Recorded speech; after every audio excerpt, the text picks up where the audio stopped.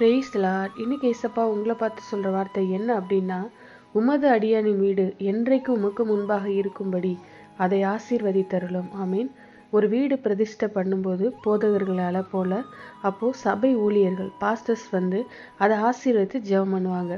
இந்த வீடு ஆசீர்வாதமாக இருக்கணும் அப்படின்னா அந்த வீட்டில் குடியிருக்கிறவங்க ஆசீர்வதிக்கப்படணும். அதுக்கு ஒரு அருமையான ஜெபத்தை தான் தாவீது பண்ணியிருக்காரு. ஆண்டவரே, உமது அடியானின் வீடு என்றைக்கு உமக்கு முன்பாக இருக்கும்படி அதை ஆசீர்வதியும். அதாவது தேவனுடைய பார்வையில் என் வீடு, என் குடும்பம் இருக்கணும். நீங்கள் எப்பொழுதும் என் குடும்பத்தை கண்காணித்து ஆசீர்வதிக்கணும். உம்முடைய ஆசீர்வாதம் என் குடும்பத்திற்கு அவசியம்னு அழகான ஜெபம் செய்திருக்கார். இன்னைக்கு ஆசீர்வாதம்னா நம்ம உலக காரியத்தை மட்டும்தான் நம்ம நினைக்கிறோம். அதுதான் நம்ம மைண்ட்லேயும் வரும். அது தப்பு இல்லை. அதனால் பல காரியங்களையும் தேடுறோம். ஆனால் முக்கியமான ஆசீர்வாதம் சமாதானம். ஒரு குடும்பத்தில் சமாதானம் இல்லை அப்படின்னா எல்லா பொருளும் இருந்தாலும் அதனால் பிரயோஜனம் உண்டா? ஒரு பிரயோஜனம் இல்லை. என் வீடே நரகமாக இருக்குன்னு சொல்கிறவங்க இங்கே நிறைய பேர் இருக்காங்க. அப்போது நம்ம வீட்டில் சமாதானம் நிறைவாக இருக்கணும். அதுதான் தேவனுடைய ஆசீர்வாதம்.